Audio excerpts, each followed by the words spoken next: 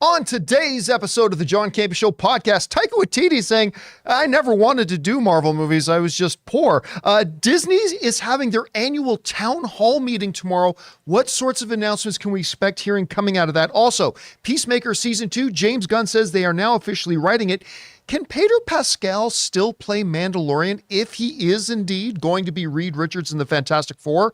Margot Robbie says there's probably not going to be a Barbie 2, and Wish is yet another in a developing line of flops for Disney animated films. That and a whole bunch more. The John Campea Show podcast starts right now.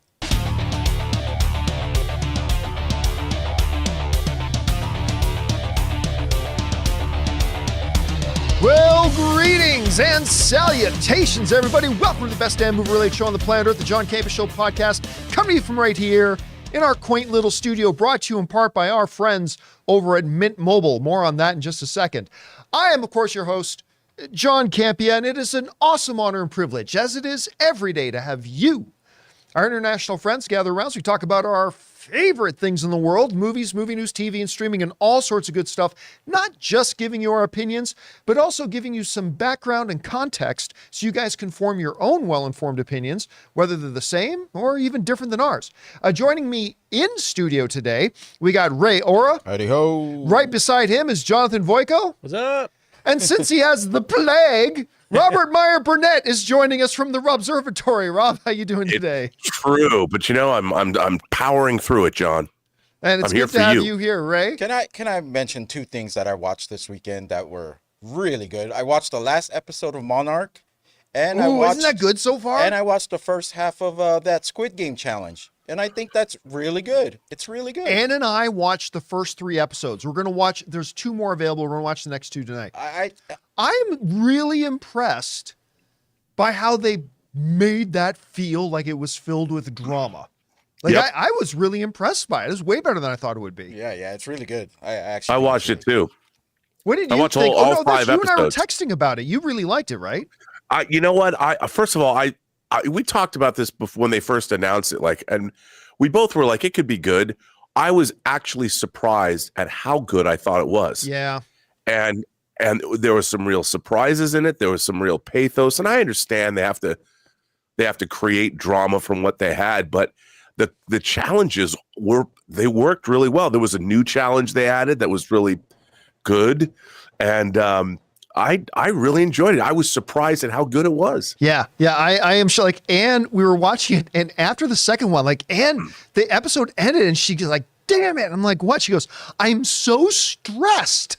She goes, my shoulders are hurting. I'm so stressed from watching the show. So that's a good sign of it. Anyway, good to have you guys here. And here's how today's show is going to go, guys. We're going to start off by talking about all those topics that I listed off. Then the last part of the show, we're going to take your live comments and questions. We've already asked our beloved YouTube channel members to fire in some topics, but if you guys are watching live and you got a topic or question you'd like us to address on the show, go ahead and use the super chat feature in the live chat, and we'll get to those at the end of the show. All right, guys, before we get into it on this Monday, I got a couple things I want to bring up if you'll indulge me. One is really very exciting. Back in about halfway through 2022, we got a new sponsor in Mint Mobile, which was great. I mean, because I really like Mint Mobile. I started using their service. They've been my mobile service provider ever since. They're fantastic. You should absolutely be using Mint Mobile. Now, so they kind of became, now it's normal with our advertisers that our advertisers usually sign up for like a 3-month stint, right? And they'll do like 1 ad a month for like 3 months or 4 months, something like that. That's a regular stint for an advertiser. But Mint Mobile went one further. They actually signed up to be a sponsor every single day for the entire rest of 2022. And we kind of thought, well, that will be the end of that. But then in 2023, they said, you know what, we're interested in being the main sponsor of the John Campea Show podcast again for all of 2023, which never happens. So we're like, great. And so as the year was coming to an end, much like the writers and actors strike, Ryan Reynolds and I spent many late nights at the negotiating table trying to have a fair deal. This is totally fictitious, by the way. And we can announce that this morning, it's been signed up. Mint Mobile is going to remain the main sponsor of the John Campea Show podcast for another year. They are going to be. He gave us his last best offer. He gave us his last best offer. He said, "Take it, or I'm walking away." And they're going to be our main sponsor for all of 2024. So we are thrilled to be carrying on our partnership with Mint Mobile. They have been fantastic partners for the last year and a half, and we're really excited about them being with us for another year. They have been awesome to us, and we are really very, very grateful. So I just want to let you guys know that, hey, we got at least one sponsor for all of 2024, which is absolutely fantastic. I'm very excited about that. All right. One other bit of in-house business I want to talk to you guys about. You guys know that Ann and I, for like the last 13, 14 years, she and I do an adopt a family program. Every community, most communities around the country will have an adopt a family program if you inquire at your local city government, where the agency will match you up with a family in need, and they might not be able to provide their kids with a happy Christmas. And then you pitch in and help, even if, if it costs you like $200 or $300 or whatever, and you really make somebody's year. Well, a couple of years ago, we decided to invite you guys to participate in the Adopt a Family with us. And every year we create an Amazon wish list, and you guys have just blown it out of the park every year. The last couple of years that we've done this, and you have made families feel hope again. You have made families feel like there is some joy left in the world. You've made a real difference in actual families' lives. And it is that time of the year again. It is time for us. Today, I'm announcing that we are officially launching today this year's Adopt a Family. And I want to tell you a little bit about the family. This year, our family, I might have mentioned it before, and I've told our YouTube channel members about this. It is a single mother in her 30s who is working 2 jobs to try to provide for her 3 kids, who are 3, 8, and 14. The reason she's a single mom is because she was living out of state with her husband, who was regularly physically abusive. She stayed for the sake of the kids until the last beating was so bad, it put her in a coma and caused her to miscarriage what would have been their 4th child. That was enough to be a wake-up call. They escaped out of that situation. They relocated to a brand new state, and, doing the best she can to provide for her 3 kids on her own is not an easy thing. And the, agency told us about this family. We were completely moved by the story, and we were thrilled that we got matched with them this year. This is the family, guys. Jonathan just had a little video clip up there. You saw what it meant to a couple of families to have somebody out there just come in and say, you're worth it. It can be an amazing thing. And I've seen firsthand what it can do. So how do you guys help us this year? Well, like we have in the last couple of years, if you look in the description of this video, Ray has put in a link for our Amazon wish list. And basically it's just filled with things. You'll notice a lot of things are just basic things. Toiletries, cleaning supplies, socks for the kids, some school supplies, things like that. As a matter of fact, we told our YouTube channel members about this on Friday. Ann and I put the list up on Friday, and we said, we won't announce it till Monday, but we want to let our channel members know about it. And check this out.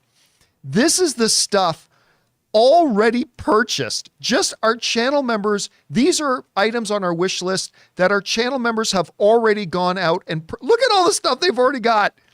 Look at it. Our channel members have totally come through. Look at this. It goes on and on and on and on and on. And, our channel members, thank you to our YouTube channel members for getting the ball rolling and getting things started. But if we go over here, you'll see this is the stuff that is still yet to be done. Now, you're going to notice I have a PlayStation 5 on there, okay? I did not have the PlayStation 5 on there before. But then our YouTube channel members who went to the list, a bunch of YouTube channel members started emailing me, John, put a game console on there for the kids. Put on something on there. And I'm like, it's pretty expensive. And they're like, you let us worry about that. I'm like, all right. So there it is, guys. There's a PlayStation on there. One of the other big ticket items is some tablets for the kids to use. But again, more stuff like cleaning supplies. Also something simple like a Visa gift card. We also have Amazon gift cards on there that you guys can buy. Water bottles, blankets, more socks, some clothing for mom too, not just the kids. There's a whole bunch of stuff on there. All things that are going to make life better for this family. So for now until when we do the delivery date, that Amazon wish list is there. Again, the link is in the description of this video. You saw what kind of a difference, what an impact this has on people and what it means to them. You can have that impact again this year on another family. And we hope that you guys will join with us. And by the way, just like the last 2 years, we're going to add up the total dollar value of everything you guys buy off this list. And then I will write a check and I'll round it up. I'll write a check at least equivalent to everything you guys put in. So we buy $4,000 worth of stuff. I will cut a $4,000 or $5,000 check. We do more than that. I'll cut a $10,000 check, whatever. And we together are going to make an amazing Christmas for this family. So like you guys have come through the last 2 years, I really hope and believe that you guys will come through again this year. So thank you guys for participating with us on this journey. All right. With that all down, guys, let's get on to some stuff. Let's start off with this. Taika Waititi is quite simply one of the best filmmakers we have out there right now. He just is. I don't give a crap what you think about Thor: Love and Thunder. I've got some thoughts about Thor: Love and Thunder too. He is, regardless, one of the best filmmakers we got out there. When you look at his films like Hunt for the Wilder People, which is awesome, which is where the kid from Deadpool 2 came from, by the way. When you look at What We Do in the Shadows, is like an all-time indie cult comedy classic now. Of course, created the show that came out of the movie, which was oddly just as good as the movie. You look at the Academy Award-winning film Jojo Rabbit, which is one of my favorite films of like the past 5 to 10 years. I love that movie. And then he burst onto the scene with Marvel doing Thor Ragnarok, one of the highest rated and most beloved of the Marvel Cinematic Universe films. And then, of course, he had his not so good day at the office with Thor: Love and Thunder. Okay, that's fine. Well, we recently found out that Taika was not going to be doing Thor 5 and saying that he'd kind of be too busy to do it over he's got the next 5-6 years kind of spoken for. Now, in doing an interview, he kind of said that he never wanted to do Marvel. This comes from the folks at Variety. Write this. Taika Waititi revealed on a new episode of the Smartless podcast that he had no interest in joining the Marvel Cinematic Universe as a director. The filmmaker has directed 2 MCU movies, 2017's Thor Ragnarok, which is widely considered one of the best Marvel movies, and 2022's Thor: Love and Thunder, which is one of the franchise's most polarizing. The Oscar winner said he originally accepted Thor Ragnarok gig for money as he had just had his second child. This is what he says. You know what? I had no interest in doing one of those films, Waititi said. It wasn't on my plan for my career as an auteur, but I was poor and I just had a second child. And I thought, you know what? This would be a great opportunity to feed these kids. And he goes on to talk about stuff like that. But here's the interesting thing to me. And admittedly, what I'm about to say is really all speculation, but it is kind of what I really see. I and a couple of other guys had a chance to sit down with Taika and meet with him just prior to Thor Ragnarok coming out in theaters. And what I can tell you is that this dude was so excited to be in the MCU. He was so excited to be in the Marvel universe. He was so pumped to be making this film. Like he wanted to be a part of this. He imagined being part of this. There's nothing when we sat down with him that made it remotely sound like, I never wanted to do this, but I needed to pay the bills. There was no sense of that. After Thor Ragnarok came out, it was a global phenomenon. He went on tour, basically. It was a big love fest, and that he couldn't wait to do Thor: Love and Thunder. But as fandom often does, once a director turns in one bad film, or subpar, or mediocre, or whatever term you want to use, the fandom turned on him harshly in only the way that we as fans have a tendency to do. Fandom, and there's no one part of fandom that does this. I find that this is true of all fandom. Like, you could make 17 Oscar-winning films in a row. If you turn in one bad film that wasn't what you wanted to be, everybody turns on them. And they start to change the narrative. I remember when Rian Johnson did The Last Skywalker, or The Last Jedi. And, you know, before that movie came out, my God, Rian Johnson's doing a Star Wars movie. Holy crap, Rian Johnson's one of our great auteur filmmakers. He's amazing. Then he made a Star Wars film that a number of people didn't like. Rian Johnson's always sucked. Keep Rian Johnson away from any movies now. I don't want to see anything Rian Johnson does. It's like all of a sudden everybody rewrote history. And the same thing happened to Taika Waititi. It's like, Taika's doing this. Did you see what a good job he did on those episodes of Mandalorian? Oh my God, did you see Jojo Rabbit? Did you see he just won his Academy Award? Oh my God, what we do in the shadows is so good. Hunt for the Wilder People. Then came Thor: Love and Thunder. And after that, it's become, keep Taika Waititi away from my movies. This guy sucks. This guy's awful. Oh my God, I don't want to hear anything about Taika Waititi doing one of my movies. Yeah, which is funny because it's not their movie, it's Marvel's. Yeah, well, yeah, you know what I mean, though. Yeah. But we as fans, we feel a certain ownership over things. So that's why fans will often talk like that, right? But it's this type of ravenous, like, toxic backlash that makes a lot of film directors not want to participate in our thing. Rob, I think you remember like a couple of years ago, seeing what was going on with Rian Johnson and one or two other directors too. Like, one of our favorite directors these days, Christopher McQuarrie, he basically just came sitting in interviews saying, "Oh, no, you comic book stuff and Star Wars stuff? Nope, not anymore. I grew up as a huge fan of that, but I've seen what fans do Right. to people." So like, it becomes, we as we talked about it at the time, but I think we're seeing it more and more today, that we as fandom actually scare away directors we have. And I think we scare away other potentially great directors from ever wanting to come in and do the genre, because they see what we do. They see what us genre fans will do to a director if we don't like one of the films that they do.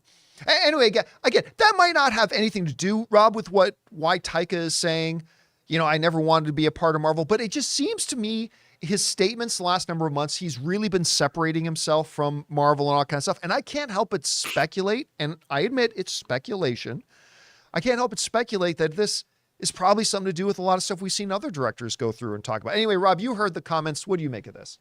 Well, I totally agree. I mean, it's look, making movies, whether they're big budget movies or small indie darlings, it's so hard to make a movie, much less make a great movie.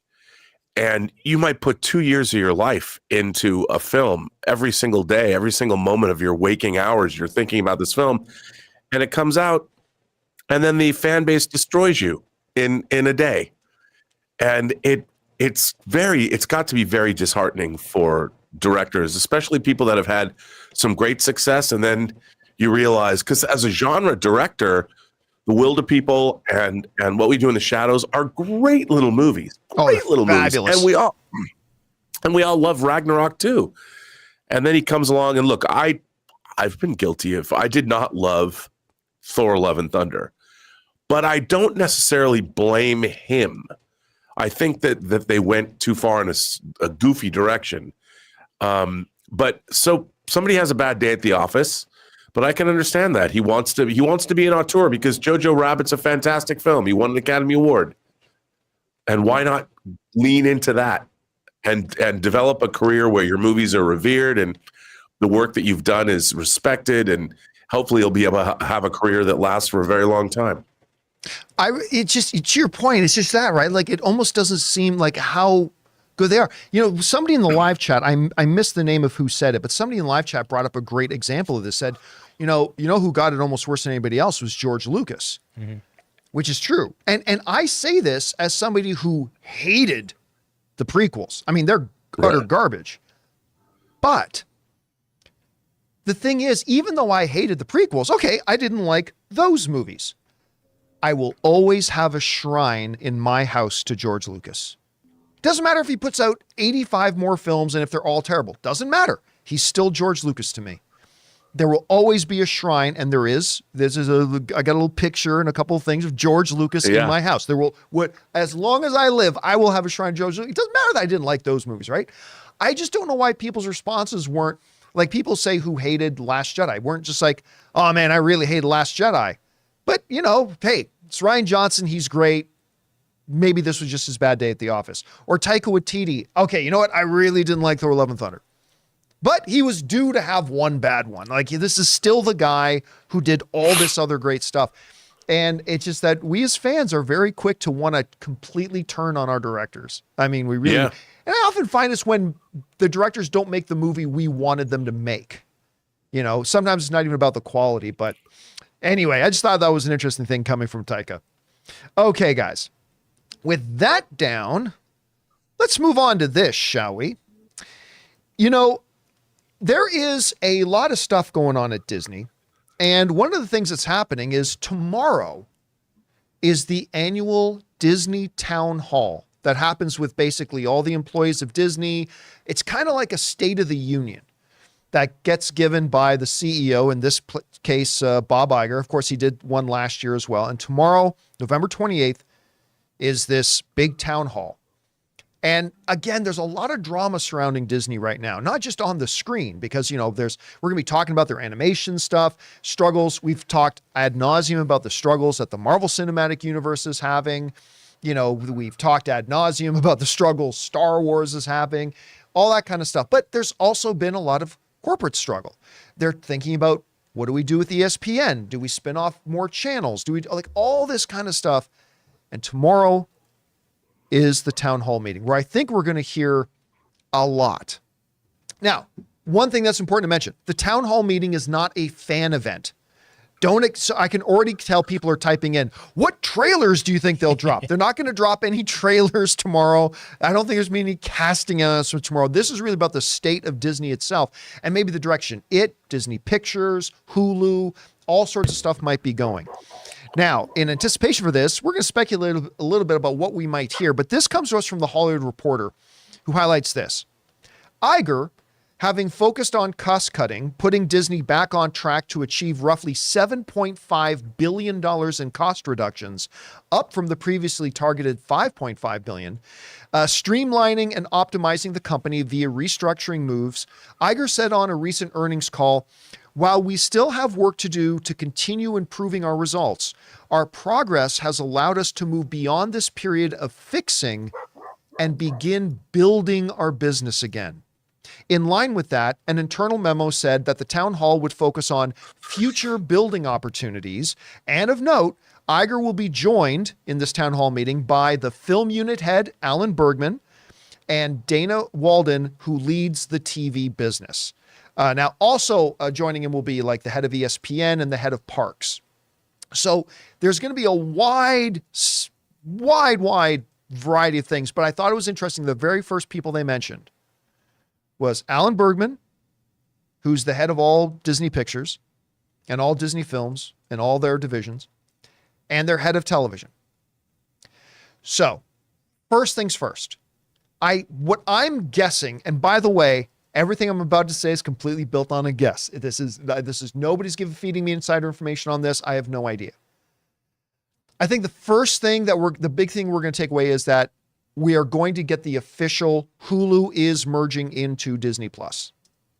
And Hulu is now going to be a individual section on the Disney Plus page. You go in there and you can click on Marvel, Star Wars, Pixar. I think Hulu is going to be one of those things. Much like in international markets, they have Star as a separate thing. I think this is going to be a significant announcement, a significant move, streamlining their streaming business.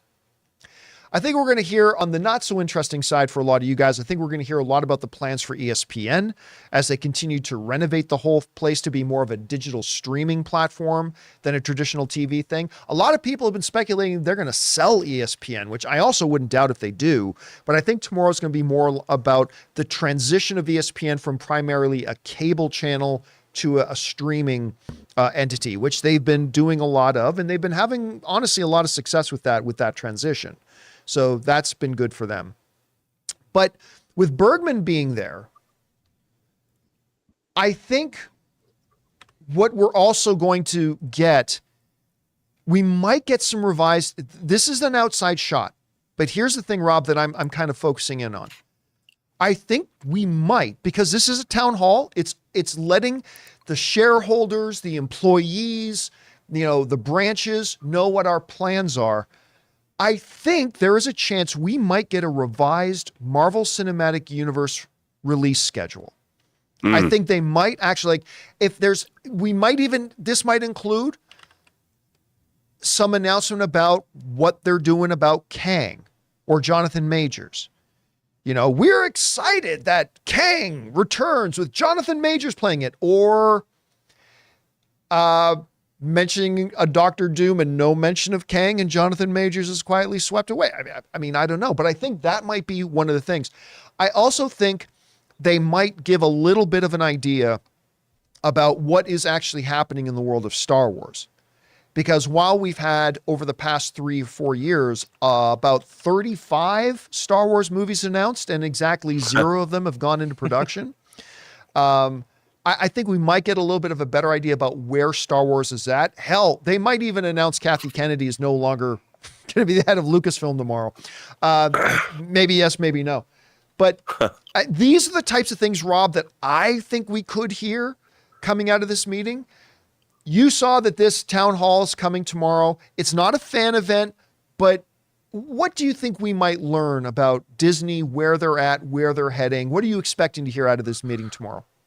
Well, I looked before the show, the year-to-date totals in terms of their stock price, they're down about overall about $17 from where they were at the beginning of the year.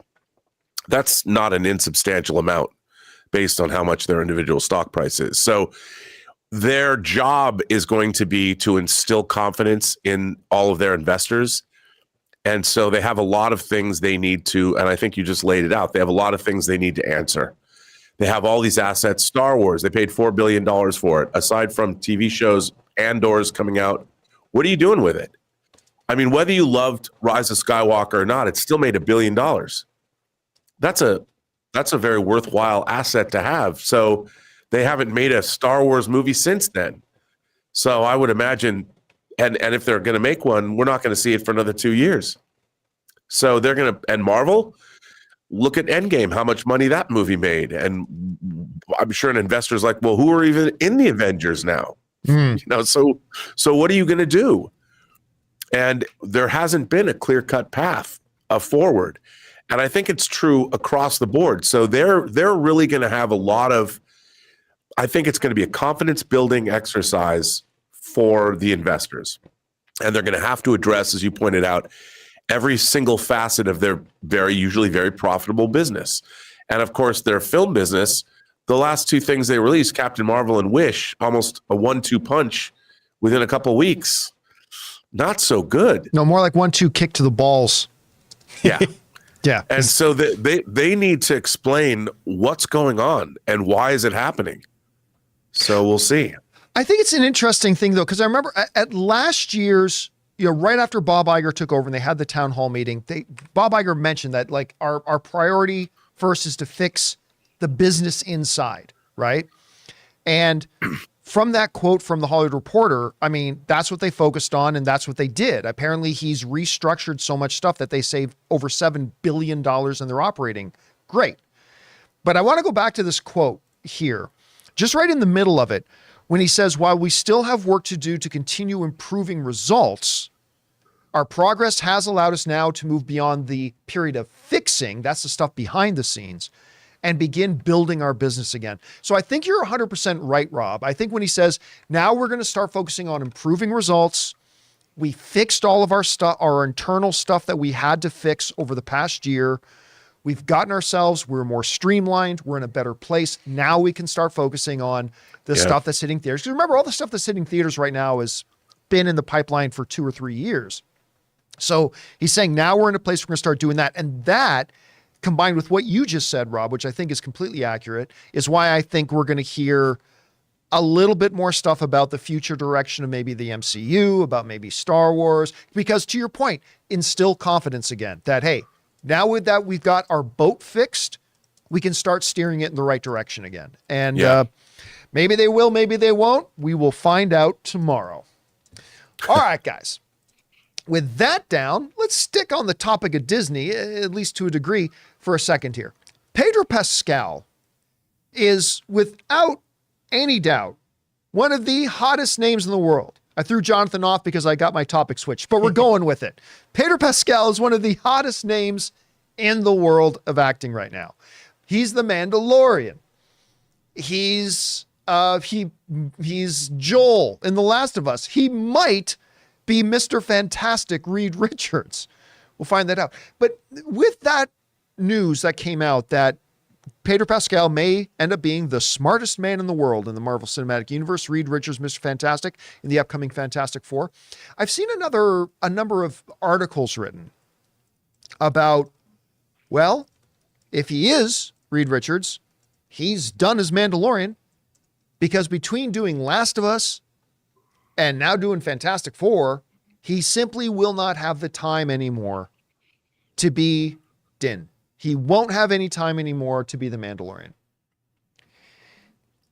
And I wanted to bring this up because I don't think that's true at all. I don't think it's remotely true. Now, listen, he may or may not want to continue on in the Star Wars universe, but I don't think, honestly, it has anything to do with whether or not he becomes Reed Richards.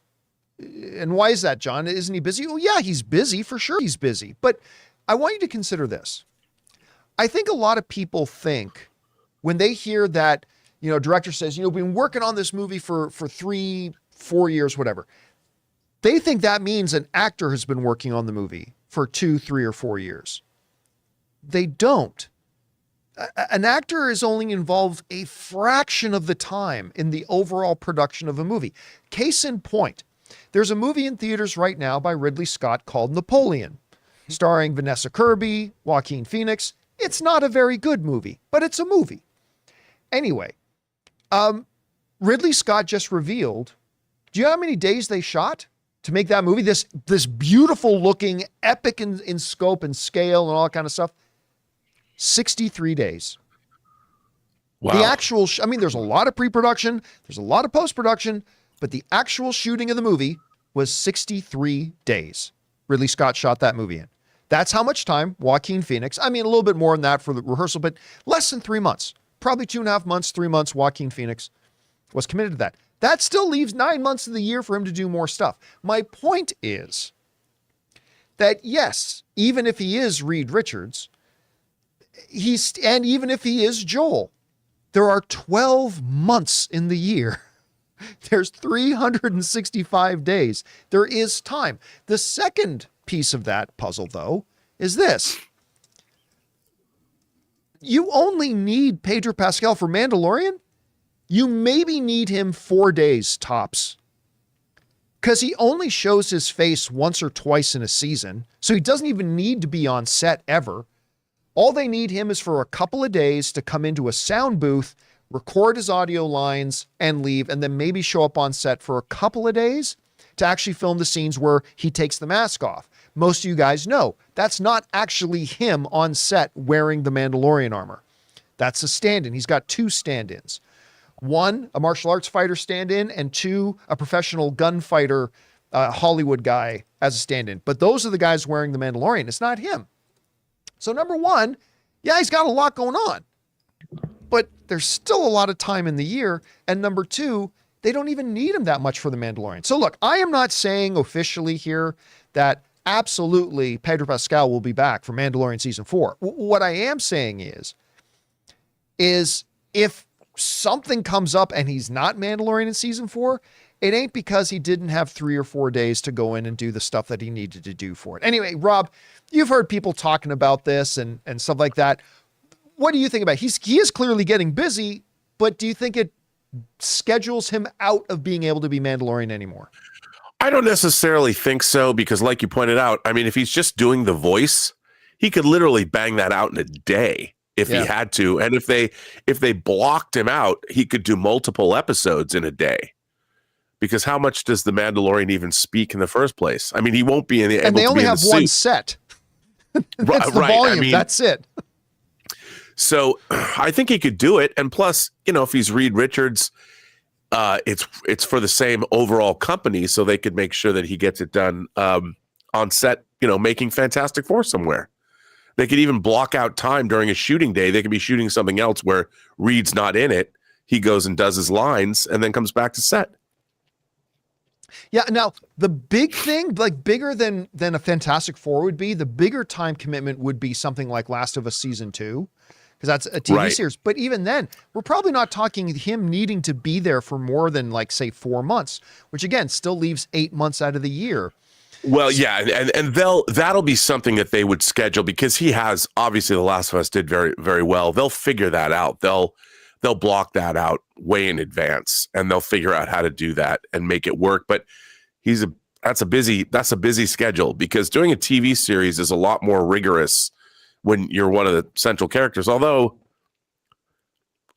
I shouldn't say this. I know what you're going to say. Never mind. Yeah. No. We don't know his exposure, so many people watching know what Rob was about to say, so you don't need us to say it. You know exactly what he's going to say. So I won't get into that. But I mean, yeah, I think they can make it work. It's going to be hard, but I think they can do it.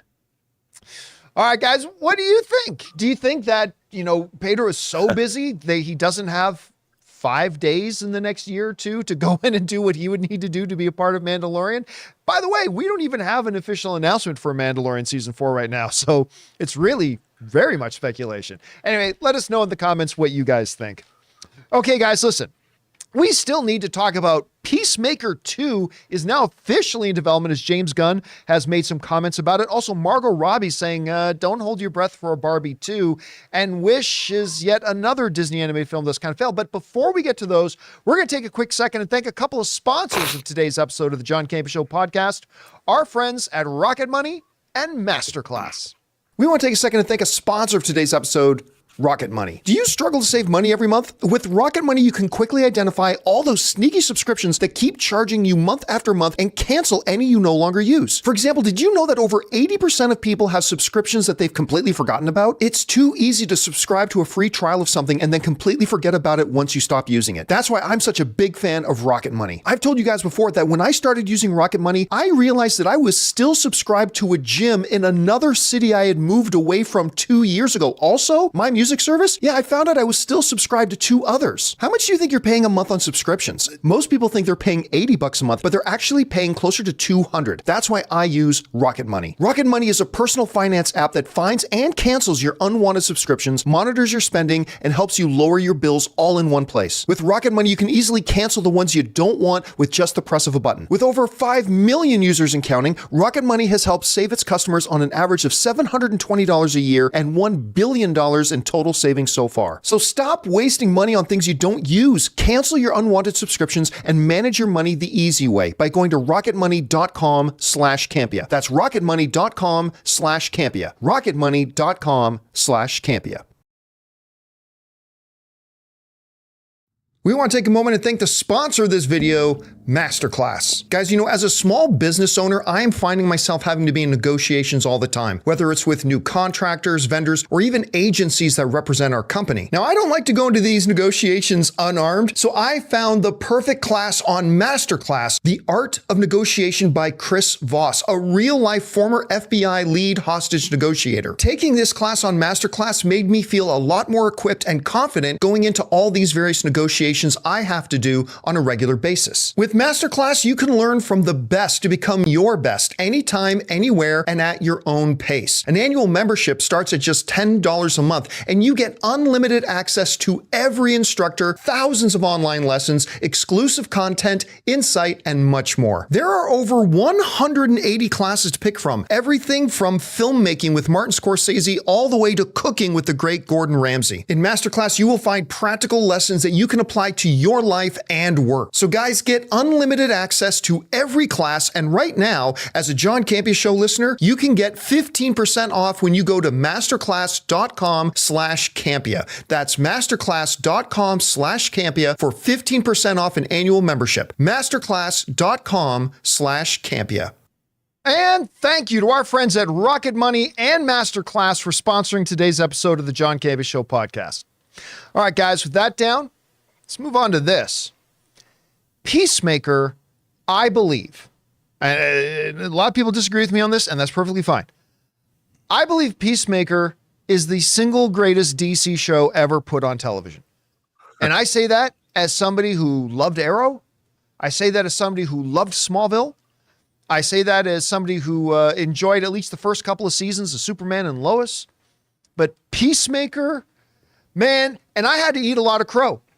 Because as much as I loved Peacemaker in the Suicide Squad, I was like, really? You're going to make a show around that character? This is a dumb idea. That's what I said. Well, turns out the moment it started, if you really want it, if you really want to take that, like I was hooked. I got hooked. It is the best show DC has ever had on television. And I say that as somebody who loves Doom Patrol. It's the greatest. Love it. And when it ended, all I could do was think about, when is this thing coming back? And it's been a long time coming. Well, James Gunn, as active as he is on social media, was on Threads, and one of his viewers, one of his readers and followers on there asked him this. I said, what's the status of Peacemaker? I got to say that is quite possibly the best opening of show I've ever seen. By the way, the opening of that show is the greatest opening of any TV show ever in history. That's all I'm going to say about that. To which James Gunn responded. He said this: I'm about to go upstairs and continue writing season 2. Now, to some people, that might sound like, oh, that doesn't really mean anything. I think it's incredibly significant. When you understand that James Gunn right now is preparing, not just as the producer and as the studio head, he's preparing to direct a major motion picture in Superman Legacy, that we are not far away from them starting production on that thing. And it's coming out in 2025. I actually was living in a little bit of a nightmare, believing that we might have to wait until 2025 for James Gunn to even get together the time to start writing, Peacemaker season 2. But apparently, James Gunn is a master of the multitask. And he is writing Peacemaker season 2 as we speak, which means to me that we are probably going to get Peacemaker sooner than I thought, because I didn't think there was any chance we were going to see Peacemaker before 2026. And maybe we actually will if Gunn is actually working now on writing the script, even while he's trying to get Superman Legacy. By the way, I just want to point out, if we go back to his thread there, I took the liberty of being a smartass in replying to it. And I just want to point out that out of all the replies to James Gunn's, thread there about writing Peacemaker season 2, mine has the most likes. There you go. You win it, Threads. I win. Yay. Put that on my business card. I have the most likes. Okay. Anyway, now it wasn't just that question that got answered about Peacemaker. Some people have been wondering, what will Peacemaker's place be in or out of continuity in canon with the new DCU? Because technically speaking, John won social media. Technically speaking, like the first season 1 was in the DCEU, which is now about to die after Aquaman. And now they're making season 2. What is the status of it going to be? Well, he clarified that because another person on Threads asked, is season 2 canon for the new DCU? And James Gunn responded with an affirmative yes. So it is actually now going to be canon. Now, some people may ask, well, wait a minute. How could it have been canon with the DCEU, which is now being swept away, and yet it is canon for this? I've always maintained this, Rob, and I don't know if you and I have ever talked about this, and I don't know what you think about this, but I've always kind of contended, if you look at the Peacemaker season 1, Right.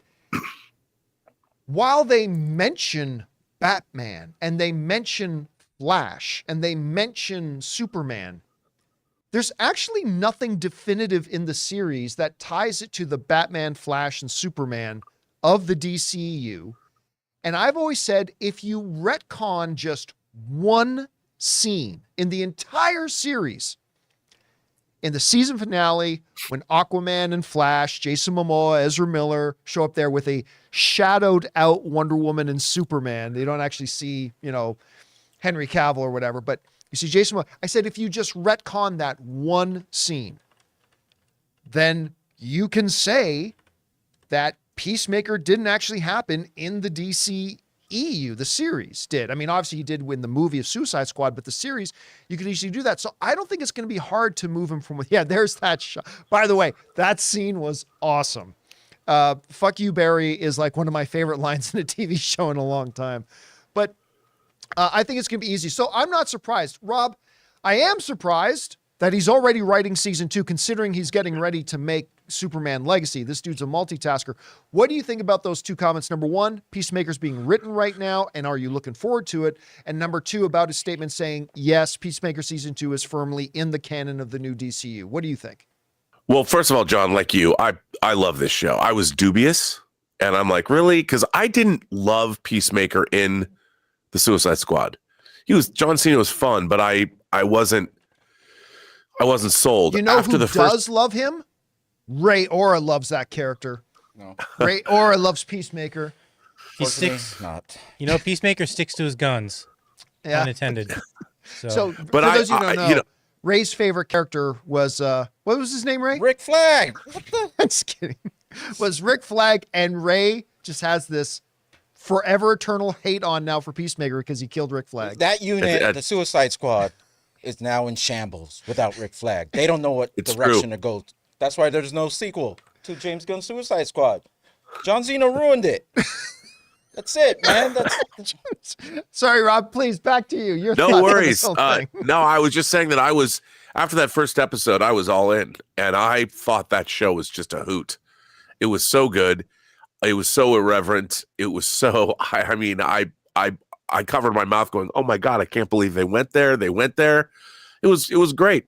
So to me, being that, like you said, it doesn't have that much tie to the DCEU, it makes sense to you can just say whatever you want. Sure, it's part of this new universe.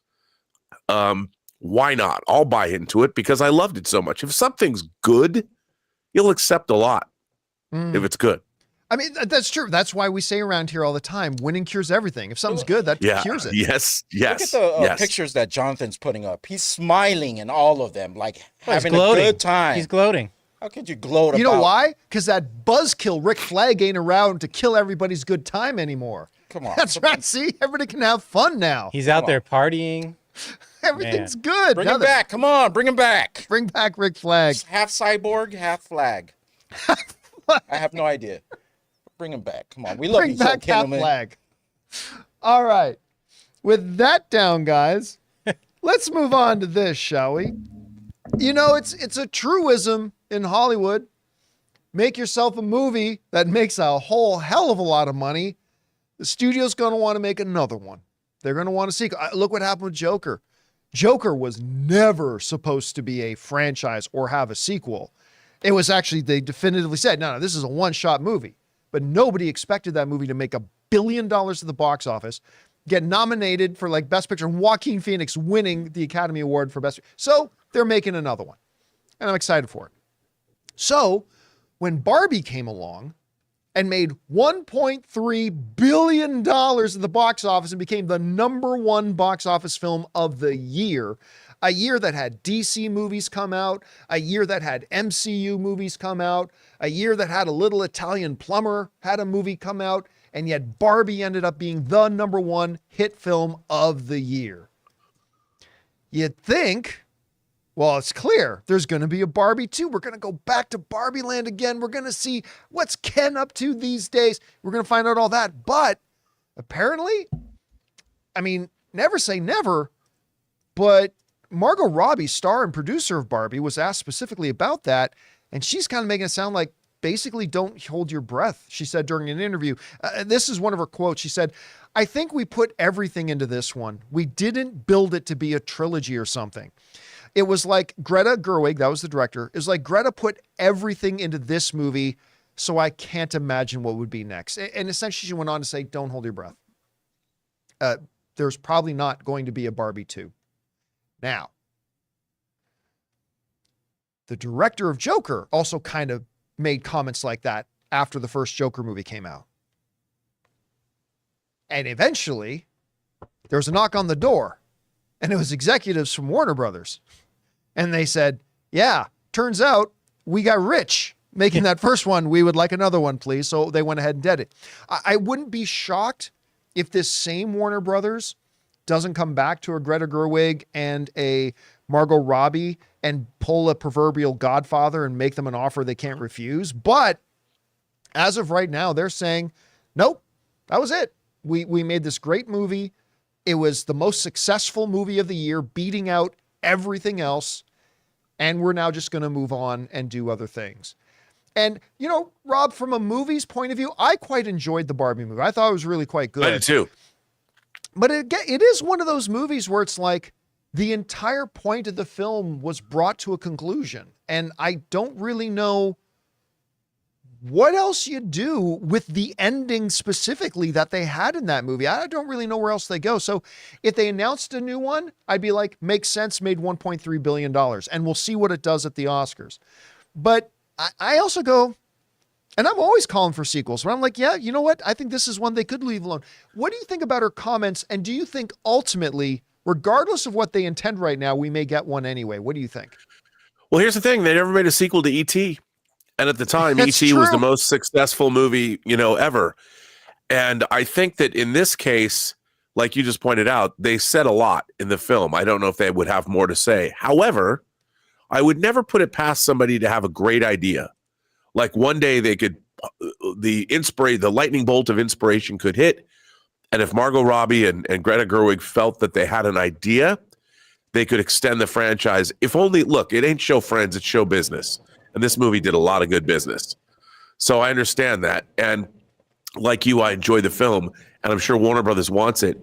But then again, you don't want to wind up with Highlander 2. And, Yeah. I mean, can you imagine? How dare you bring that up? I'm sorry, but look, Captain Marvel was a $1 billion movie, and the sequel was not. And if you make a really bad sequel, you tarnish the whole, call it a franchise. What were you gonna say, Jonathan? Well, I mean, it's just like it would explain everything because Highlander 2 explained everything.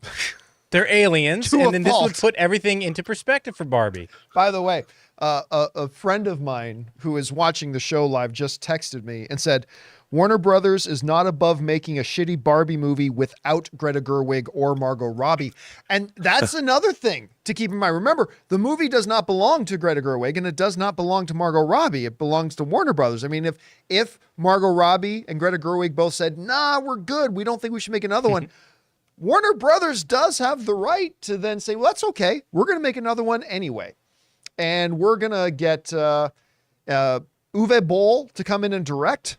And it'll be Barbie starring, I don't know, who is, I'm trying to come up with a name. No, I asked the chat to give me their best Barbie sequel titles, and they're okay. what are some of the titles you've been getting? I can't even tell you. When I hit that gold, or when someone gives me that gold, I'll let you know. That gives you the gold. Martin Scorsese to direct Barbie 2. Love it. That's could be it could be there. Skipper's descent into madness. Oh, even deeper. All right, guys. With that down, let's move on to this, shall we? Disney's animation arms, and there's two of them. There's Disney Animation and there's Pixar, both under the umbrella of Disney. Actually, for a long time, they both had the same head guy, John Lasseter, before he unceremoniously left. He was the head of both Disney Animation and Pixar. So they're very, very connected, these things. So Disney Animation, the last number of years have not had a good run of things for the most part.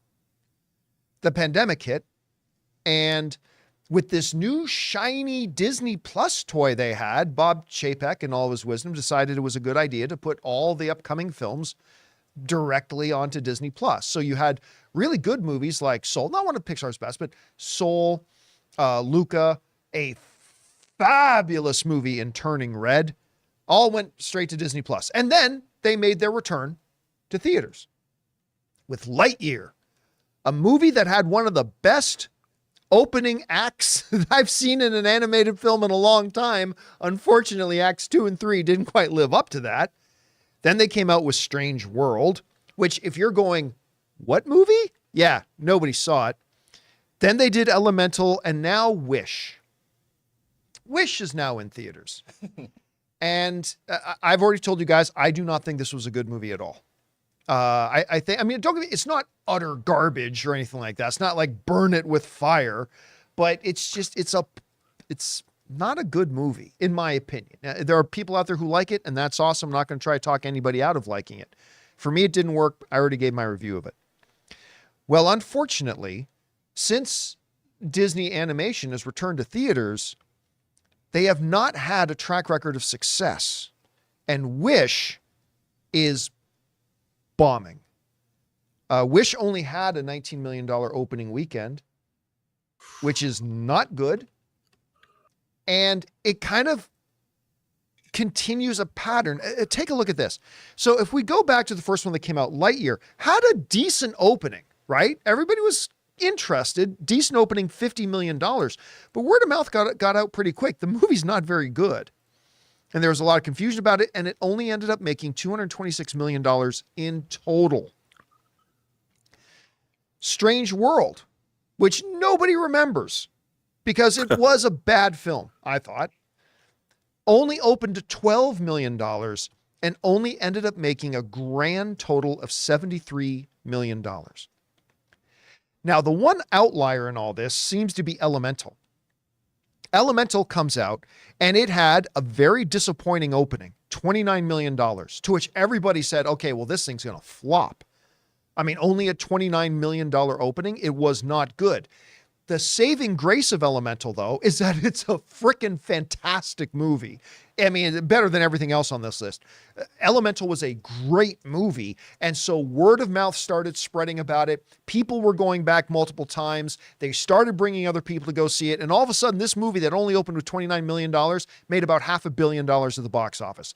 Not the most successful Pixar effort ever, but man, did it turn it around from that opening weekend.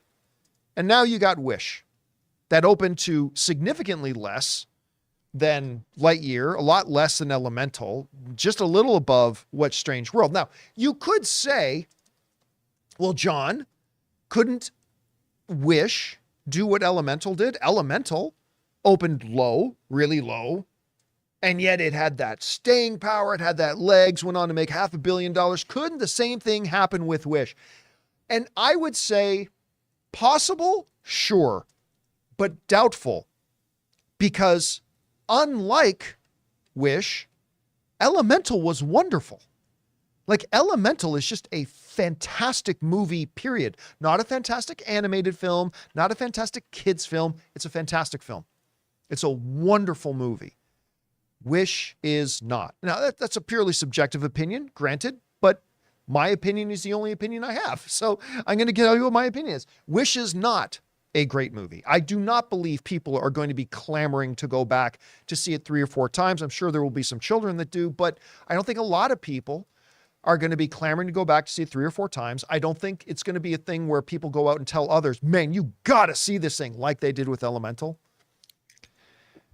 So, Rob, I mean, this kind of continues this theme of and year of, well, couple of years of struggle for Marvel because, okay, we're stumbling a bit with Star Wars. It's okay. We still got animation. We still got Marvel.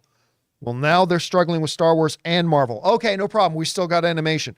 Well, now they're struggling with Star Wars and Marvel and their animation. And again, the outlier here for animation is Elemental. Fantastic movie. It's great. But you got Soul straight to home video. You got Luca straight to home video. You got Turning Red straight to home video. They come out in theaters again with Lightyear. It falls on its face. they do Strange World. It stood ignored in the corner at the dance and never got invited once onto the floor.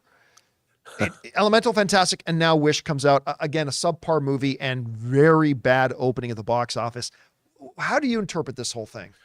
Well, to me, look, the way they make films, John, it's very iterative. They storyboard everything. They see if it works. They watch it in storyboard form or animatic form over and over and over again. And they make it, they keep making it until they think it's great. I feel like their process, both Marvel and their animation division, I feel I don't understand what's going on there. I don't understand where it's faltering because, if you look at Pixar's past, they were one of the most surefire guarantees of not just a hit film, but of a great story well told. And you look at, I remember seeing Tangled. I'm like, I didn't want to go see it. That's a delightful little movie. A delightful movie. And I thought I was enchanted by it. And, with the Frozen films, it surprises me because I know they had really high hopes for this film. But how could they? I just don't understand. I haven't seen it. I didn't go see it. But I'm a Disney fan. And when something like this happens, I have to scratch my head and wonder, they had to have known. The whole thing about animation is it's such a long process that you should be able to tell if a movie works or not. And I don't understand how come they don't. That didn't used to be the case. By the way, people in the live chat are reminding me, I was walking around the office saying, I'm thinking we're missing one Disney animated film. It wasn't this year or last year, but the year before, there was also Encanto. Remember that? Right. But Encanto, again, didn't do great. There were some extenuating circumstances. Encanto only made $256 million. Now, that is more than what, say, Lightyear made. But again, not super successful. It produced one of the most catchy songs. We Don't Talk About Bruno. It produced, and you know what? I like Encanto. It's a nice little movie. It's no Elemental, but I thought it was a nice little movie. So there was that one I forgot as well. But again, it's another one that underperformed.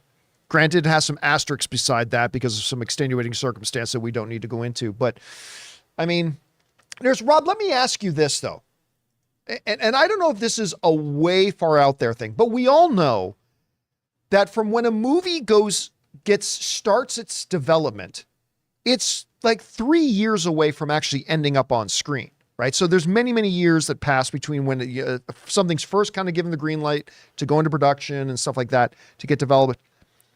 Is it totally crazy to wonder if some of this not demise, that's too strong a word, but some of this decline we've seen in the results and the success of Disney animation is in any way connected to the departure of John Lasseter? Because remember, John Lasseter, who's like the founding godfather of Pixar, he was the granddaddy, he oversaw all that stuff. Pixar and Disney animation was kind of living in its high life while he was there. He leaves, a few years pass. This is just off the top of my head, but do you think any of this has anything to do with the fact that you don't have Lasseter there running things anymore? I think it absolutely does. And I think, look, making these kinds of things, again, is extremely difficult. You need really talented people that really... Animation, our friend Kevin Rubio, I used to work with Kevin Rubio editing promos for Kids WB. And Kevin would write the promos and I would cut them. And I was always astonished by Kevin's way of thinking. And I'm like, I could never think that way. You have to have an animation brain to do great animation. And I don't think that everybody can do it. I think it's to do great animation is definitely a skill set that is rare, especially to do it really, really, really well. And clearly their brain trust. John Lasseter was one of a kind. He was, let's call him the GOAT of the modern animation era. And by not having somebody who understands the animation, the art of animation, storytelling the way he does, I don't think we should underestimate how much that could have cost Disney animation. And by the way, we are not discussing about why he got fired or should he, but we're just saying that, no, like, he's not there anymore. Okay. But is there a cause and effect there? By the way, I don't mean that as a criticism on Pete Docter or any of the other execs over there, but it is hard to see. Now, that being said, going back a little bit further, Turning Red was amazing. I thought Soul was really quite good. I didn't love Luca, but I thought Luca was cute. But that was all relegated onto Disney Plus. Anyway, it's really kind of a mess over there. But again, it's just, man, listen, I know a lot of people try to get the excuses out and dip way deep into the excuses bag, but I'm just telling you, it's just everything at Disney has just been off since Bob Chapek took over. It's just, and again, I'm not drawing a direct line between a bad cartoon and Bob Chapek. I'm just saying, it just coincidentally, it seems to do that. All right, guys, with that down, we're now going to move over and start taking your questions that you guys have been sending in. But before we get to that, we're going to let Rob go, rest up his voice and everything. Hopefully he'll be up and ready to go on Wednesday again. Rob, thanks a lot for being here. Good to have you. And may you and your whole household feel much better soon, my friend. I hope so. All right. Have a good one, Rob. All right. I'll see you later. It's great to be here. All right. Now, before we get to your questions, guys, we're going to just take a quick second and thank the main sponsor all the way through the end of 2024 of the John Campea Show podcast, my mobile service provider, and they should be yours, Mint Mobile. Guys, we want to take a moment to thank a sponsor of today's video, Mint Mobile. Give yourself the gift of insane savings this holiday season with Mint Mobile's best wireless deal of the year. Right now, when you switch to Mint Mobile and buy any 3-month plan, you'll get another 3 months for free. That's 6 months of premium wireless service for the price of 3. And Mint Mobile lets you order and activate from home while saving tons on phone plans starting at just $15 a month. Seriously, I can't think of a better gift than turning an overpriced wireless bill into just $15 a month with Mint Mobile. I've told you guys many times, since switching to Mint Mobile, I am spending less than a third on my mobile service plan with Mint than I was on the previous big carrier who was my provider. By going online only and eliminating the traditional cost of retail, Mint Mobile passes the significant savings on to you. All plans come with unlimited talk and text plus high-speed data delivered on the nation's largest 5G network. Use your own phone with any Mint Mobile plan and switch easily and effortlessly with eSIM. So again, for a limited time, buy any 3-month Mint Mobile plan and get 3 more months free by going to mintmobile.com/Campea. Cut your wireless bill to $15 a month at mintmobile.com/Campea. And thank you to our sponsor, Mint, for sponsoring today's episode of the John Campea Show podcast. All right, guys, with that down, let's get on to your live questions. Jonathan, what do we got up here first? We got, is it AL? Yeah, AL. Have any of you seen Freebirds? It's the movie where Owen Wilson and Woody Harrelson go back in time to the first Thanksgiving to get turkeys off the menu. I've never heard of that. That sounds Did you dream that? Is that, wait a minute. Let me look at it. Yeah, look that up. I don't think I've seen it, but now I want to see it. It sounds utterly stupid, but man, I think I'd like to see it. You know what? The sound of it reminds me a little bit. What was that one with Jack Black and Michael Cera? Oh, okay. Where like BC or something? What? Oh yeah, It's like an animated film. Oh, it's an animated and thing. they're like I remember it now. I remember. I don't think I saw it, but I remember it now. Now that you say it's animated, yeah. So no, unfortunately not. But I kind of want to put that on my watch list now. All right, what's next? We've got Raymond Verrata, who says, I was at Fan Expo in San Francisco last weekend. I saw William Shatner at his panel. He said he had COVID 2 weeks ago, but he is okay now. Wow, at 90, he's been a captain, went to space, and beat COVID. You know what the funniest thing about, and I bring this up once in a while. Well, that was year 1, by the way. That was the name of it. Yeah, I think just saw Robert Presser in the live chat mentioned. The neatest thing and oddest thing about William Shatner's career is by far, as an individual actor, his most successful series is not the one that we ever talk about. Obviously, when we talk about William Shatner, we go right to Star Trek. Rightfully so, and we always will. And then maybe if you're pressed to, what else did he do? People might say T.J. Hooker. But it was on Boston Legal, or what was the spinoff show? It was the spinoff show is called Boston Market. Sorry, Ray's hungry. No, it's not Boston Market. What was the spinoff, or was Boston Legal the spinoff? I'll get it. That I'd have to look at. Anyway, but it was the one he did, the series he did with James Spader, where he played the character Denny Crane. Oh, Boston Legal was the spinoff. Yeah. Okay, what was the name of the original series? Now I'm trying to remember what the original series was called. At any rate, so it was him and James Spader. And they're a couple lawyers. It was a traditional kind of that. Oh, it was called The Practice. Thank you, Kyla. So it was just a traditional for the 90s, early 2000s, like legal procedural kind of show, right?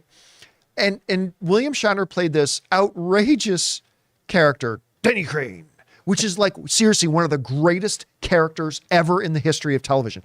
And I think he won a couple of Emmys for it. Like, but by far, his most successful thing he ever did as an actor was Boston Legal. He won Emmys for it. He was nominated every year. Him and James Spader dynamic was amazing. And like almost every episode would end the same with James Spader and Denny Crane, William Shatner, sitting down in these two leather chairs on a rooftop deck of a tall building overlooking the city and having a glass of bourbon and kind of wrapping up that week's episode. It was phenomenal. And he was so good in it. And people never talk about it when they mention William Shatner because all we think about is Captain James T. Kirk. And yet he won his Emmys for something else. Anyway, I thought that was kind of interesting. All right, what's next? We've got Enrique who says, "Hi everyone, saw Strays yesterday. It was hilarious, and the scene where they eat mushrooms and find the toys was truly shocking." There are a couple of comedies. I mean, there were some good comedies this year. The Jennifer Lawrence one, I think it was called No Hard Feelings. Mm-hmm. That was a good little comedy. There was a couple of good little comedies, but two comedies that I've seen in the last year that literally nearly make me sick from laughing so hard. One is the best comedy I've seen since 40-Year-Old Virgin, which is Joyride. Thank you. Funniest movie I've seen since 40-Year-Old Virgin. And then Strays. I laughed. Is it a great movie? I'm not going to say it's a great movie, but it's a comedy and a pure laugh per minute ratio. It's one of the highest laugh per minute ratios I've had in a comedy in a long time. I thought it was truly hilarious. I'm surprised more people didn't go see it. Yeah, especially if you're a dog lover. Especially, you gotta see it. All right, what's next? Taki writes, I watched Where Eagles Dare and wondered why don't we get more handmade films like that? Why everything has to be CGI'd to death and look artificial? Well, I mean, let's be honest. There's a lot of stuff that can't be done unless you use CGI. Like, that's just the thing. Remember, it was like when George Lucas saw Jurassic Park and what Steven Spielberg, like George Lucas famously said, then I said, okay, now I can make new movies because I can do it right. Listen, we can all wax poetic about how great the original Star Wars trilogy looks, and they are the greatest movies of all time. I completely base my life around Star Wars. But let's not lie. If that were released today, everybody would say the effects sucked. The fact that they came out in the late 70s is mind-blowing how good they were. But there's certain types of storytelling you can't do. I mean, yeah, they could have recast Lou Ferrigno in the Avengers to run around in green paint and go, rah! But it just wouldn't work nearly as good. There's a lot of CGI used because that's what you need to do. Sure, Monarch could get a guy in a big rubber suit, but I propose to you it wouldn't look as good. So we get a lot of CGI today because because today there are stories that people can tell that they never could have told before because CGI wasn't an option to them. Or they use the tools that were available to them before CGI was an option, and sometimes you had good results. Sometimes you didn't have such good results. So, there's that. All right, what's next? Hung Vu says 23 episode season was the standard for many years. Yep. Do you think that's over, or network TV will continue to do them, but streamers won't? Network will continue to do them. The problem is I don't think network TV is going to be around that much longer. I think cable is dying. It has been. I mean, we brought up statistics a few weeks ago. We showed the decline year over year of traditional cable subscribers at home has declined every single year, and it continues to go down. So I just don't know. Yeah, streamers are not going to go back to the 22, 23 episode standards, which is too bad because for generations, we had great TV shows that had 20 plus episode seasons and they were able to make them great. So I don't know why we can't have that today. But I think, honestly, the new standard is 8, which is pathetic. But 8, 10, 12 is more to my liking. But, I think that is the new standard moving forward. All right, what's next? Mumraw says, I saw Good Burger 2. Love Keenan and Kel. Fun film. Oh, I love both those guys. But my goodness, those trailers look like the trailers look terrible. I thought I was watching the trailers like this looks so bad. Now listen, there have been lots of things that I've seen that the trailers looked horrible to me, and then I ended up really enjoying the show or the movie. And maybe that would be the case here, but I've just not been motivated to watch it because I think the trailers have been terrible. But I'm glad you enjoyed it, man. All right, what's next? CR says, Gandalf asked Frodo if he needed any help. LOL carrying the One Ring. Frodo replied, no thanks, I've got it. Tolkien care of. Silly. But thank you for your super chat. Nice play on the name. I'll give you that for the nice play on the name. Okay. All right, what's next? Seconds from Disastrous says, love or hate the Marvels. Me and my girlfriend laughed for 5 straight minutes when they were all switching powers. And Fury says, oh, cool, it's just Carol. Okay, I didn't love the Marvels. All right, but I thought it had some things going for it. There were a number of quick little, you might almost miss them one-liners that actually were really quite funny. And like when she's coming crashing down, when Nick Fury just goes, oh, cool, it's just Carol. I saw the movie twice, and both times I laughed pretty hard. I give credit where it's due. I thought that moment was pretty funny. Still don't like the water planet. Still don't like the cats. But you know what? It has its moments, and I thought that was one of the really funny ones. All right, what's next? Cats are great.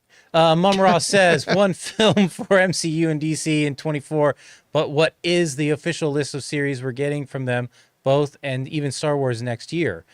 Some like a slim year, or seems like a slim year. It is. Yeah, but here's the funny thing. DC only has one movie next year. Marvel only has one movie next year. And the funny thing is, both of those films aren't really MCU because Deadpool is technically MCU, but it's not really MCU the way they're doing it. And DC's got a movie coming out, but it's not DCU, it's Joker 2. So like even that kind of thins it out even more. Series. I can't even remember what we got. I mean, we got Echo coming. Got Agatha. We got Agatha. Yeah, end of year. Which I'm very excited about Agatha. If it even comes out next year. Yeah. What else we got? I keep forgetting. I don't. Well, it would have been Daredevil, but now I don't know. Does frickin' Creature Commandos, does that come out in 2024? Oh, good question. Let me look that up. I can't remember if that comes out in 2024 or 2025. So there might be that. I don't think there's anything else DC wise that is scheduled to come out next year. It says 2024, but doesn't have a month for Creature. Iceness is saying what if. I don't even count what if. It's a little. Should. Yeah. Yeah. It's just a fun little thing, but it means it's a fun nothing. little thing. I don't really consider it one of the core series. So No. there's that. Star Wars Acolyte. Maddie's saying Penguin, but I don't know when they just were able to start up production again.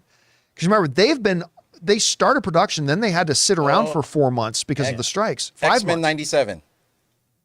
Again, Again, I that's don't sort really of count that. Yeah, it's adjacent. It's adjacent. It's not really MCU. But Penguin, they did say the release is 2024. They just didn't give a month.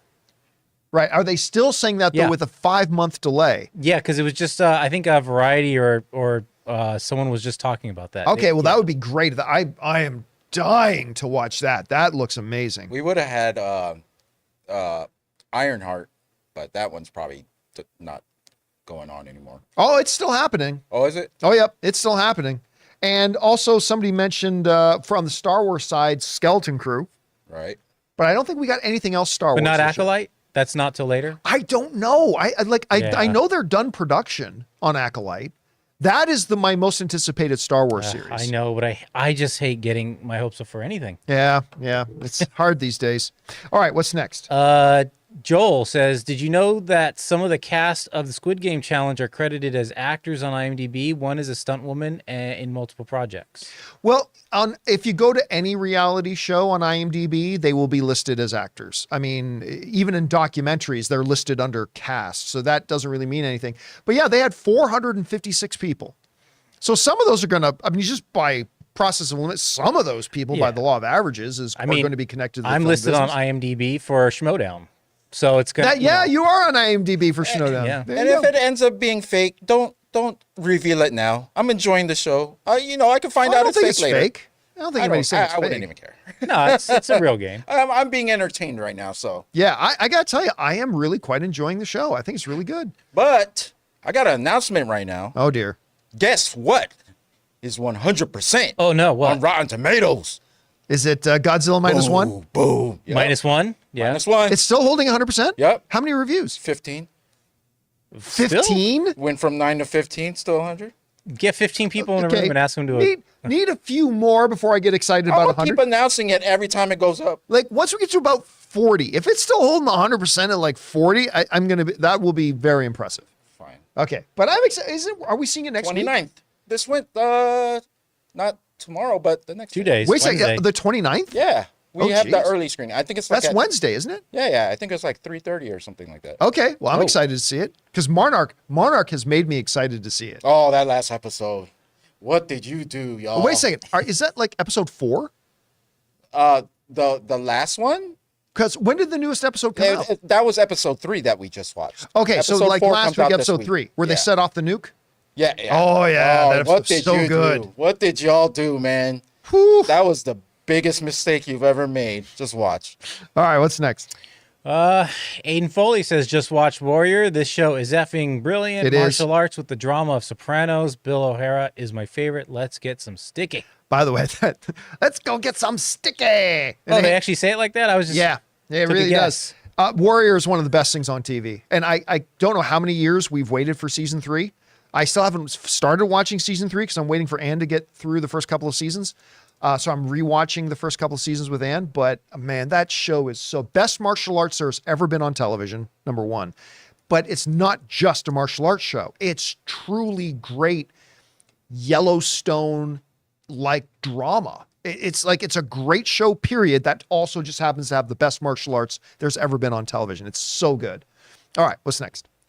John Redcorn says, when do you think we'll see Blue Beetle again since he is continuing in DCU? My guess is either Booster Gold or Peacemaker season 2, maybe Superman. I know we're not going to see him in Superman. I don't think. I don't think Peacemaker either. Yeah, I don't think Peacemaker. It could be a while. Yeah, I still, it's an odd decision, James Gunn, and I'm 100% on board with James Gunn's DCU. He is the guy who can save DC. I do think it's an odd choice. Now, granted, he knows things we don't, so he understands what his plans are and we don't. So I'm saying this from kind of under a fog of war and not knowing a lot of stuff. But I really do think it was an odd choice to have the same actor come back and play him again. Although I liked him in the role. I thought Sholo was really, really good in Blue Beetle. I like that movie. I thought he was very good in it, but it's going to be interesting to see how he fits him in there. All right, what's next? Metaphysical Mike says, I'm not sure what he's referring to, but this film had the weirdest ending, singing to stop a villain. Is that Wish? Or maybe Songbirds and Snakes? I don't know. Is it the Marvels? I don't know what movie he's talking about, unfortunately. Okay, what's next? All right. D Wild says, to piggyback off Anya Taylor-Joy or being malice of hate comment from Friday, if so, to play that game, Sue, whose Reed was killed by Wanda, breaks bad. Well, okay, but this comes from an open mic that we did the other day. You just got to remember, though, just because they take an element of a story from a comic does not mean they're going to follow that story in the comic. Actually, no comic book movie other than Sin City has ever been made that wasn't heavily adapted. Days of Future Past, I think one of the top 10 greatest comic book movie of all time. Nothing like the comic book story Days of Future Past. Age of Ultron, nothing like the Age of Ultron storyline in the comic books. Civil War, Very different from the Civil War storyline in the comics. So even if they did go that route, it doesn't necessarily mean they would do anything else that was from the comic version of it. Two things. I believe he was referring to Wish from what I'm reading in the chat. Okay, well, The Wish was a musical, so everything was done with songs. And also, we're seeing it on November 30th. Sorry, I got too excited. Oh, okay, not Wednesday. Okay, you got me excited there for a second, Ray. All right, what's next? Joseph Michael says, is there anything, why don't you scroll down? Is there anything that Iger could have done to salvage Disney's 100th anniversary celebration? I don't see how. Like, you can't rush and like, remember, he took over, he reassumed things to save things only 1 year ago. There's nothing you can green light for development, develop, pre-production, production, post-production, put out in theaters in a year. Like, you can't do that. You already had all this other stuff that was already in the pipeline. Honestly, there was nothing. The only thing that he really could have done is pull them. He could have pulled a Batgirl and pulled Wish. Again, though, Wish is a subpar movie, but it's not terrible. It's not terrible. I don't want anybody misunderstand me and to think I'm saying this is the worst animated. No. I just think it was subpar. I think it was disappointing, but I don't think it was awful. I mean, The Marvels was not great, but it wasn't bad, all things considered. So I don't think you pull a Batgirl on that either. They maybe could have pulled a Batgirl on Secret Invasion. That they could have done. But honestly, no, I don't see. Listen, the only thing that Bob Iger could do for the first year is fix the stuff in the four walls of Disney headquarters. Fix the business on the inside, which apparently they've done. And now they're moving on to try to have that now flow over to better product. But really, in 1 year, there's nothing a CEO could have done. Not like that. All right, what's next? Nerd of the Ring says, and welcome back to the show. Been rewatching season 1 of the Daredevil series. My goodness, it is great. It's so good. Was quite the experience watching it after getting around to She-Hulk. Hey, listen, with all the criticisms I have about She-Hulk, I'm not going to take away, there were a couple of things I thought were really good about it. And one of the things that I thought worked, and there wasn't a lot that worked about that show, but one of the things that I thought worked was Matt. I thought Daredevil was really good in the show. And he gave me one of my most delightful, funny moments ever in a TV show. Him doing the walk of shame, complete with slinging his boots over his shoulder as he's walking barefoot. You just got to understand, as somebody who has witnessed a lot of and maybe even participated a little bit in some walks of shame, I thought that was so freaking hilarious. I loved it. And I liked him in the show. Did they over CGI some of his superhuman acrobatics? Yeah, they did. But I liked him in that. Yeah. And I got to do a rewatch of that Daredevil series. It was just so good. So yeah, Sino, did you know that all the Netflix like Marvel stuff is on Disney Plus? I didn't know that. I mean, Punisher, everything's on Disney Plus. I think I remember us doing a story about that, but all right.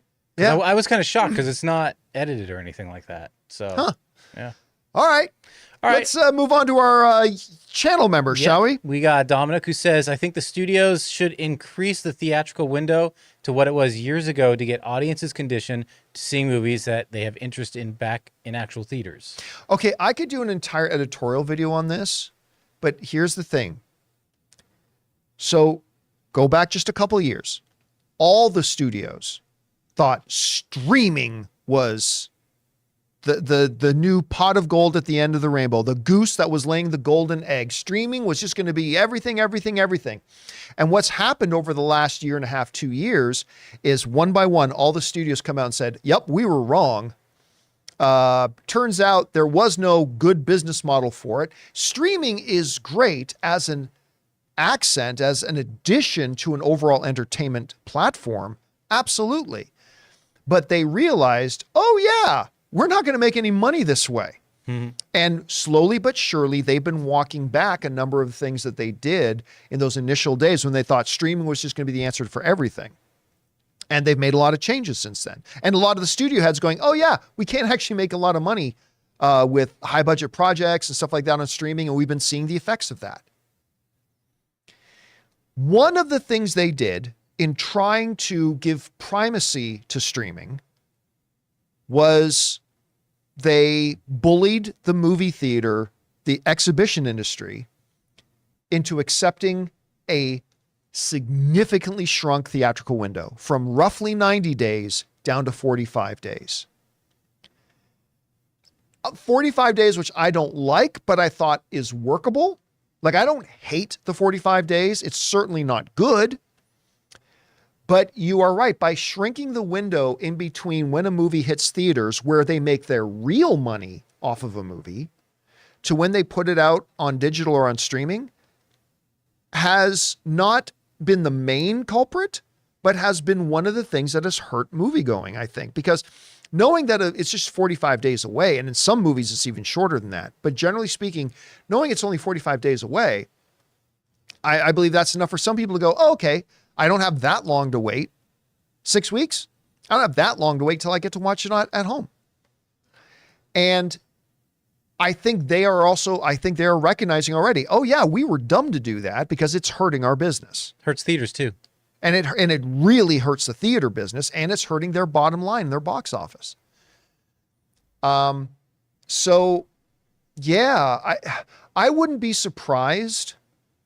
It's difficult to walk this back, but I wouldn't be surprised if in the next year or so, we hear that studios are shifting to a 60-day theatrical window. I mean, maybe yes, maybe no, we'll have to wait and see, but I know for a fact, I know for an absolute fact that at least one studio that I know internally completely regrets the 45-day window.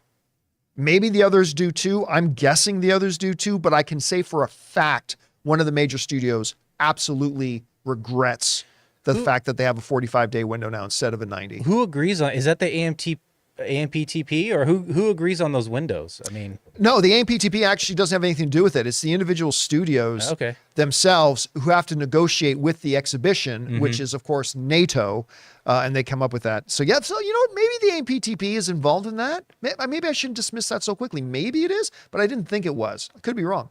All right, what's next? Okay, we got Fanjecture who says, I'll be in attendance at the town halls tomorrow. I'd give it a low chance they announce any new franchise lineups or major staffing changes like Kathleen Kennedy. A lot of times it's just slight expansions of what a lot of people already know. See, it is normally. But to Rob's point, what he was saying earlier, with the state Disney's in right now, they really have to give an impression that everything is under control, that we're going in the right directions, everything's under control. Now, I don't believe that means they're going to announce, Captain Britain movie starring Henry Cavill. Like, I don't think they're going to do anything like that. But what I think they might do is show to their shareholders and their companies, say, this is our lineup. I mean, and again, a lot of it will be stuff we already know, but maybe just firming up some dates, things like that, maybe showing some shuffling around. I think that would go a long way to the ends of trying to reestablish confidence. But again, maybe it'll just be more numbers, dollars, and cents. But the fact that he's going to have Alan Bergman on stage with him, or on the call with him, who is the head of all the theatrical divisions, that makes me suspect we're going to hear a little something when it comes out of this stuff. But ultimately, we'll find out. You might be right. All right, what's next? The Brandon Salad says, hey crew, saw Saltburn last Friday and had a hell of a time. Barry Coogan is fantastic. As always, a quite unique and interesting twisted story from a cinematography perspective. Probably my favorite film of the year. Highly recommend. Yeah, I haven't had a chance to watch this one yet. I mean, a number of films have come out in the last week. Ann and I went to go see Napoleon. We went to go see Wish. Haven't had a chance to see Saltburn yet, but everybody tells me it's really, really great. And Barry Keoghan, I mean, I loved him in Eternals. And I loved him also in Colin Farrell, Brendan Gleeson. Why am I forgetting the name of the island with the choppy? And why am I forgetting the name of the film? Anyway. Oh, in Bruges.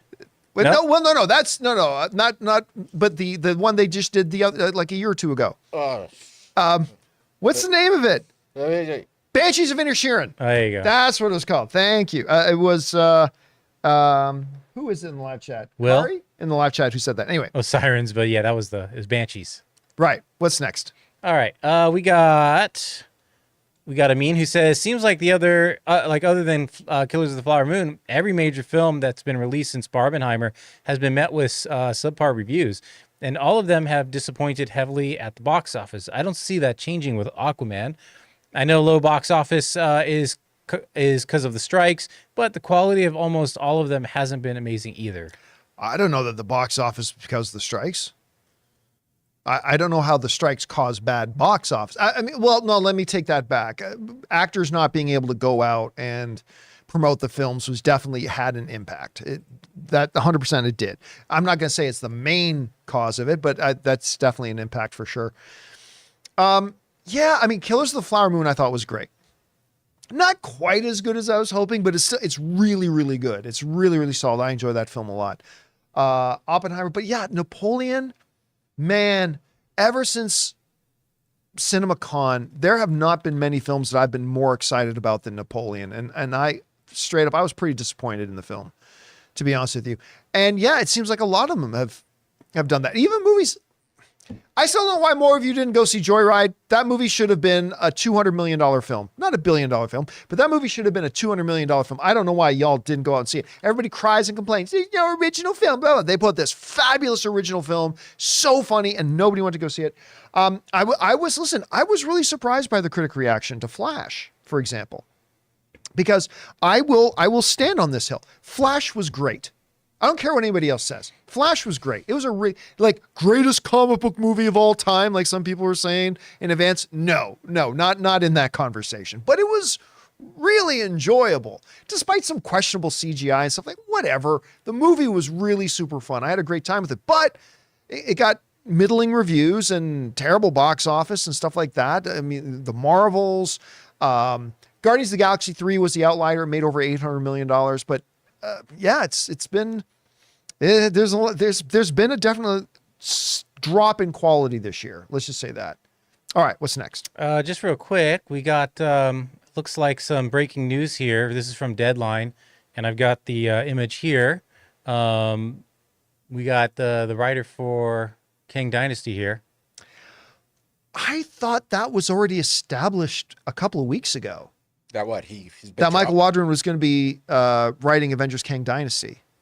I thought we knew that weeks ago. Maybe it's official now. But yeah, maybe it was just a report that came out, and now it's just official. But yeah, this is sorry. I thought this was already kind of commonly understood that he was doing that now. All right.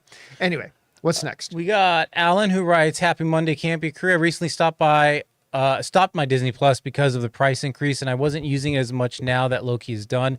However, I thought about watching Encanto, so it's hard not to have that option now.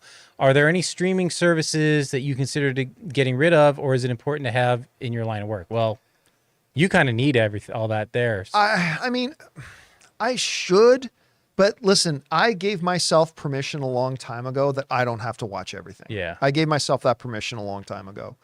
I am first and foremost a fan, and fans don't watch everything, but it's hard. Like, I thought about dropping one or two of the services because okay, I'm going to drop Paramount Plus, but they got the Yellowstone universe stuff on there. And they're the cheapest too. And they are the cheapest too. Then I think, okay, well, I'll get rid of Apple TV. Well, forget that. They've got some of the best shows out there.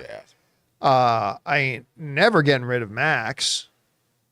I thought about getting rid of, Amazon. Well, I need to be an Amazon Prime member anyway, because I just order too much stuff off Amazon. So I'm going to have that. I've thought about Disney Plus, but here's the thing. I find Disney Plus irreplaceable, not because of their original shows, because their batting average isn't so great when it comes to original shows. Like, for every, Andor or WandaVision or Mandalorian, you've also got She-Hulk and Moon Knight and Obi-Wan. And so their batting average isn't any good. But the reason to me Disney Plus is simply not cancelable for me is the archive. I will often, at least 2 or 3 times a month, Ann and I might have ourselves an evening after dinner. It's like, oh, okay, we don't have any plans tonight. Great. And at least 2 or 3 times a month, it's like, let's pull up something on Disney Plus and we'll go back and watch Ratatouille or I'll want to go back and watch Civil War, or I'll want to pop on Empire Strikes Back, or, stuff like that. It's what Disney Plus should have always been used in the first place as. A archive. The best archive on the internet, right? That's what it should have always been. And no matter how bad their original shows get, I will always keep Disney Plus just because I love the archive so much. And don't take that as any sort of endorsement for Disney or their fucking ridiculous theme parks. I hope they burn down. All right, what's next? Well, on that positive note. Well, nobody's in them. There you go. There you go. I don't want anybody to get hurt. I just want the place to burn to the ground because fuck Disney. All right, what's Culture War Diplomacy says Immortals 04 caught my attention in the video store because of the DVD cover, and I loved it. What's an example of judging a movie or a book by its literal cover that you're glad you did? I can't think of one off the top of my head, but I mean, listen, there's an entire industry built around that whole notion, right? There's a whole industry built on the idea that people will see it if they like the poster or if they like the cover. Books have done this for years. Yep. There's a reason why everybody on the cover of a book is always hot. They ain't putting my face on the cover of a romance novel. Destiny, desire, Campea. Like they're not doing that, right? They're putting freaking Fabio on it. Fabio. So I throwback Fabio. If they still put Fabio on the covers as in his current state, current state, is he like locked in a closet or what's going on? I have no idea, but isn't he? Who cares? Let's not. You might surprise you. I don't keep up on the daily going-ons of Fabio. Yeah, well, I don't really know. I don't follow it. Should. Is there a good Fabio blog out there? Fabio Hub. I just started one right now. Fab Hub. Yeah. There you go. We'll make it a Fab Hub. All right. What's next? All right. Top Gun Manny says, started watching Monarch on TV or Apple TV. Didn't think I was going to enjoy it, but watched 3 episodes in one evening. Not amazing, but pretty good. I'll tell you what, I will use the amazing word. I think the show's been amazing. I have loved it. And it's kind of the same thing I apply to a lot of comic book movies. Like, is a comic book movie just a fun movie or is it truly a good movie? Is when I go, okay, take the superpower aspect out of it. Is it still a good movie?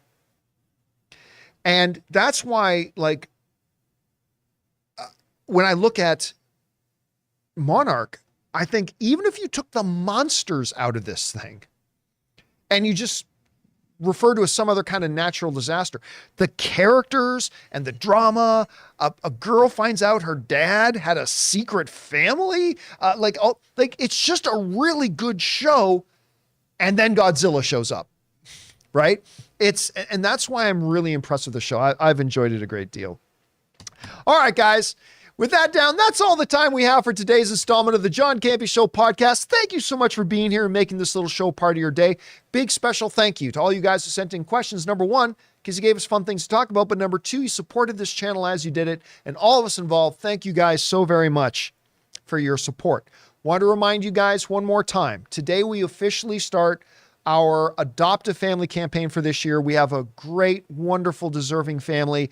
If you want to help and participate, the link to the Amazon wish list with all the stuff we're trying to accumulate is down in the description of this video. Please go buy a PlayStation 5 or buy a pair of socks. Everything helps and is going to help contribute making this a great Christmas for this really deserving family. And thank you to all of you guys who have already participated, particularly you guys who are YouTube channel members who jumped in early. All right, guys, that'll do it for us for now. We want to let you know there is going to be an open mic a little bit later this afternoon in a couple hours. Come on back and join me if you're in the mood to talk about some movies some more. So, for Ray Ora, see you tomorrow. Jonathan Voico, later. My name's John Campea, and until next time, my friends, Fabio.